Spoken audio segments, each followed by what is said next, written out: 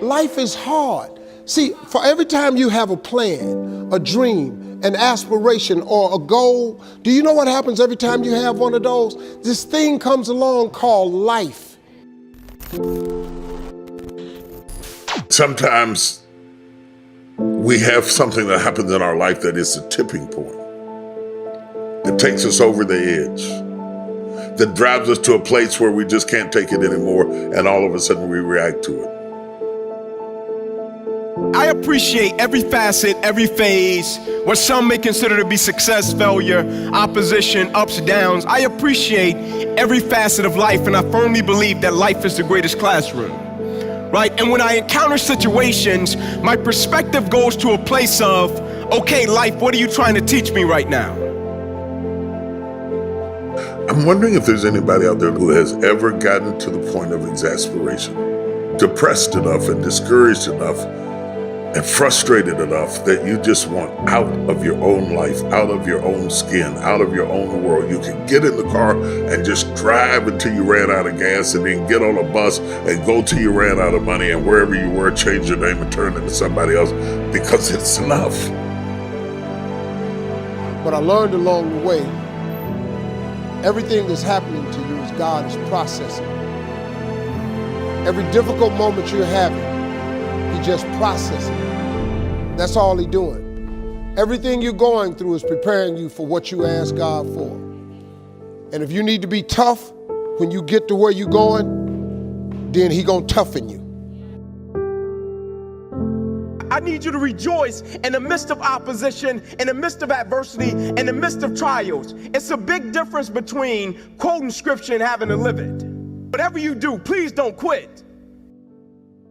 The danger of quitting is it has the possibility to become a habit, and then before long, you'll look up and you'll quit on your wife, you'll quit on your relationship with God, you'll quit on anything that brings a level of discomfort, and it doesn't give you the validation you want because you're not getting it and because you're not cut like that. Life is hard. See, for every time you have a plan, a dream, an aspiration, or a goal, do you know what happens every time you have one of those? This thing comes along called life. It happens to everybody. We got to wake up every single day. We got to fight, and we got to build it. In the midst of opposition, adversity, and challenges, like I told the guys I played with, I don't care how tall your daddy was, you got to do your own growing. True courage is the ability to accept pain and start things without any guarantee of success, but also understanding that the ability to learn is a gift even when pain is your teacher. Life has disappointments, it's got peaks and valleys. You're gonna lose somebody you care about one day. That's a valley.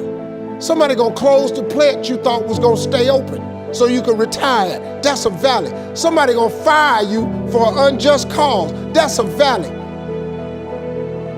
You judge the character of a person by where they stand in times of challenge and controversy. You got some of the most brilliant people on the face of this planet. When they hit adversity, they can't fight themselves out of a paper bag. And it's not even that they don't have the will, like they got it. It's that the perspective about the adversity isn't right. And I firmly believe perspective drives performance every day of the week. How an individual view what they do will always affect how they do what they do. You can stop thinking that life finna be easy, cause I got news for you, it ain't. That's a false hope to think you're gonna have a wonderfully carefree life. That's unthinkable.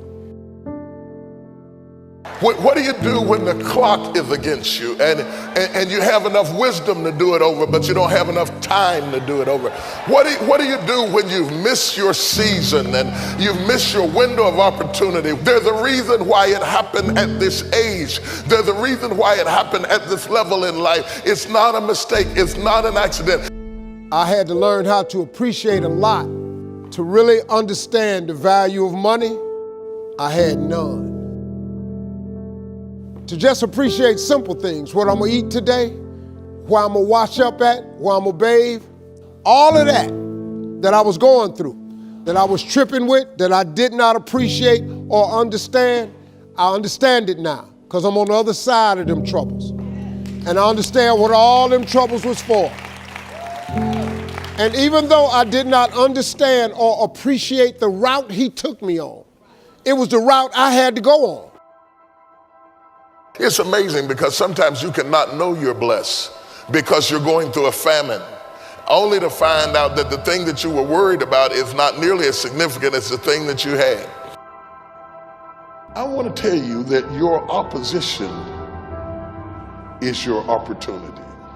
The challenge of my life is to coexist between two things that are totally true, yet opposing each other, and my perspective is the only thing that makes the difference.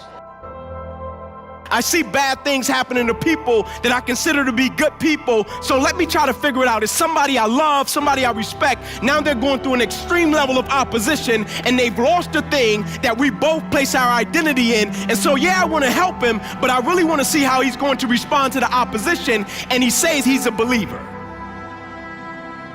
In spite of the risk, in spite of the discomfort, in spite of my own human frailties, is this the opportunity hidden in the opposition?